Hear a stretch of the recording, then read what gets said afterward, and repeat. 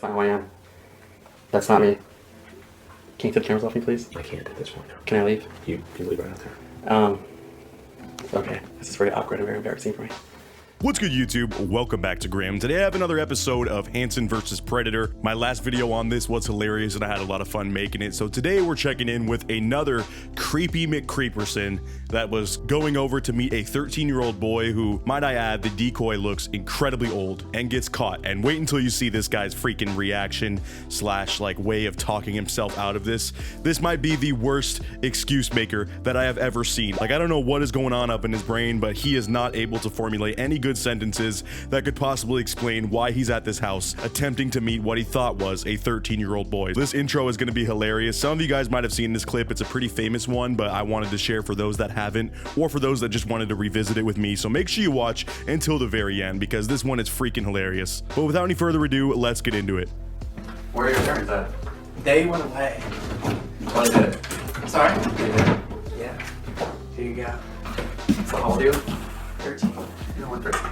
So yeah, that other person in the blue shirt is not the Predator, that's the decoy they're using, and he's supposed to be 13 years old. I don't know on what freaking planet this guy looks 13. This is like in movies when they just hire people for roles that are supposed to be in high school and they're like 30-year-olds. But you know what, we're just gonna roll with it. I'm sure red alarms are firing off in this guy's brain as soon as he walks in this house. Hell, he might even watch this show and know that this is exactly what the set looks like, because you could tell this place is kind of like a TV set almost. And it's pretty famous at this point, so can't tell if the guy knows already or not. And I am gonna skip past a little portion of the reveal just because it's a little bit boring, but I want you to see how bad this actor is for the decoy as well. Like, they couldn't hire someone that not only looks a little bit younger but might be a little bit better at acting. Like, listen to what this guy says. Yeah, I was watching Netflix on you when I was texting you. Yeah, what show? I watched like TV shows like House of Cards, stuff like that. I haven't seen that. It's pretty good. Yeah, it's pretty good. A little bit of irony here that this absolute freaking creep is heading over to this house to meet up with what he thought was a 13-year-old, and he just got done watching a show that was hosted, or I guess the main role is acted, by another creep, Kevin Spacey. That's just some perfect irony right there. Who lives here? Who lives here? Oh, I live here. Me, my mommy, and my daddy. It's my house.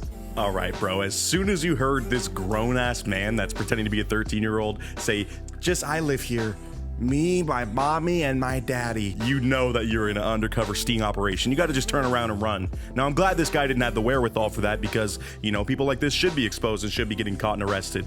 But it would have been funny if he just turned to the door and bolted at that point, because you got to understand that this is not a real person at that point. No one says that past like 5 years old. What's happening? Nothing. No. What was your plan today? Nothing, actually. Just to hang out. Just to hang out? Yeah. With a 13-year-old boy? So now the reveal happens and you can see this guy is visibly upset and pretty awkward. Here's where his mind starts to race and where he makes some critical blunders as he decides to open his mouth. And for this guy and for someone like him that should really not be talking in situations like this when they're nervous and they're just talking fast, kind of babbling on and on to fill the awkward silence. Yeah, that's just a bad move, dude. You got to keep your mouth shut at this point. But again, I'm glad this guy is not smart enough to know that, because he's about to make for some absolute TV gold, and it's even better knowing that this guy is going to get his comeuppance right after this and walk out into a police ambush and probably get arrested for, you know, hopefully at least a couple years for doing this. Who you sent the picture of your private parts? No, I didn't. I did? Yes. Ooh. I didn't mean to do that. Who was right? Yeah. I was You've been just chatting with him on and off for weeks. And right away, Chris Hansen brings up a picture of something I'm sure you can assume that he sent to this decoy, and his response is, ugh, I don't remember sending that. Yeah, that probably was an accident. Like, literally, that's his play, is to say that it was an accident. You know, he just has a lot of pictures. Here, I'll let him explain it, because he's gonna explain it in even worse terms than I do. I don't know who he'd think would buy this story, but it's definitely not us and definitely not Chris Hansen. Oh my god, I did not know I even sent that. Ugh. Yeah, I did not know that. Who was right? Yeah, usually when I send a picture, like I have a bunch of pictures of me. Right. So I must have hit that, but I didn't really know why. So this was just one big mistake? Yeah. Oh, that was the issue. See, I was doing what you normally do, which is just send a group of pictures of myself to a person that I'm talking to. A person that I thought was 13, you know. But I forgot that I sometimes, you know, my photo library is kind of like a minefield. I just had a random D pic in the middle of those. I must have accidentally clicked it when I was, you know, sending the whole group of pictures. That's my bad, honestly, Chris. You know what? I'm just gonna walk out and hopefully get away scot-free. Oh, I can't do that? Oh, it's pretty obvious that I did send this on my own volition and like was specifically talking to this 13-year-old to hook up. Okay, I'll stay sitting right here. Please don't arrest me. I like to meet different people, hang out with them. What is Grindr for? Honestly, I know it's for hookups. I really do know that, but I'm not all for that. I don't just meet people randomly and just start having with people. That's not what I do. I love that soundbite from Chris. What is Grindr for? Yeah, you can run with this excuse that you're just there to meet people all you want, but everyone sees through that. Everyone knows what that freaking app is for, all right? It is synonymous with hookup culture, and that is definitely what you had on your mind. And I mean, at this point, you can tell that they have the receipts. I don't even know why he's trying to fight it, but I mean, these people get backed into a corner and realize how much trouble they're about to be in, and they just start talking away, hoping that something will relieve them of this situation. But at this point, you showed up to the house, you went inside, you're screwed, buddy. Good luck. I just meet people, movies, we'll go to a restaurant, hang out, eat. I just like to have company with me. I'm like kind of I never really had friends when I was younger. Right. So I like to hang out with people, you know, get to know them a little bit. You know. And they always deflect to like self-pity, like, yeah, you see, I don't really have friends, so I was just kind of on Grindr to make friends. And yeah, there's a lot of people my age that don't want to talk to me, so I knew he was 13, but I just wanted to make a friend, you know, there was nothing else about it. He's also turning into Busta Rhymes as soon as this happens. Like, this dude's just spitting non-stop. His flows are kind of incredible, honestly. It's kind of impressive. This guy should be an auctioneer. Not that he's gonna have many career options after he goes to jail for this, but you know what? That might be an option in his future. Me, I'm actually a manager for a restaurant. Which restaurant? Jersey Mike's. Jersey Mike's. Yes. And how's that going? It's going good. I actually just started there about a couple weeks ago. Right. Yes. And you're probably going to be terminated there from this day forward, so it doesn't sound like it's going that good now that I think about it. Also, he's flat out lying about his job, all right? We all know that you were a classically trained violinist turned mukbang YouTuber. I'm sorry, that's a bad. You should not be making comparisons from normal people to predators on this show, but he really does remind me of Nikocado Avocado, or however you pronounce it.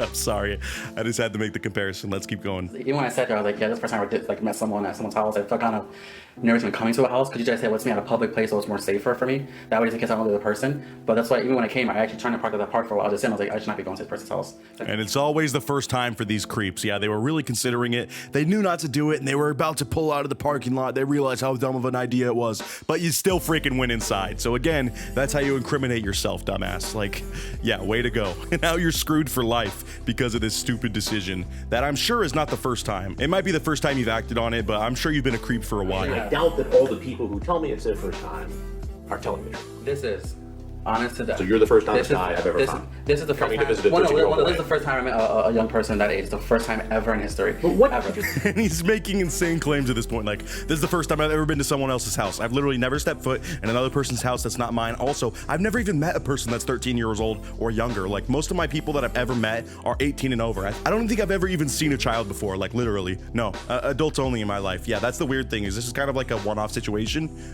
Is it hot in here? But if you were his parent, are you going to be comfortable? I have 16-year-old friends. I do. Yes, I do. That's a pretty big age gap. It is. But, at this stage. But you know what? But there's nothing wrong with that because, to be honest, I have friends that are 16 to 30. We all hang out. Whoa, bro. You're not supposed to further incriminate yourself. And I thought you've never met someone that young before. Now you're saying you got a 16-year-old bestie? Yeah, you're certified creep material, dude. You are just incriminating yourself further every single time you talk. So please, keep running your mouth. I'm enjoying it. Well, why'd you do it then? I don't know. I wasn't going to walk through that door. I really wasn't. I don't know. Even when I saw him, I looked down and was like, this doesn't fit. I mean, I hang out with people outside of their home because I wouldn't want myself to be in someone's home that I really don't know.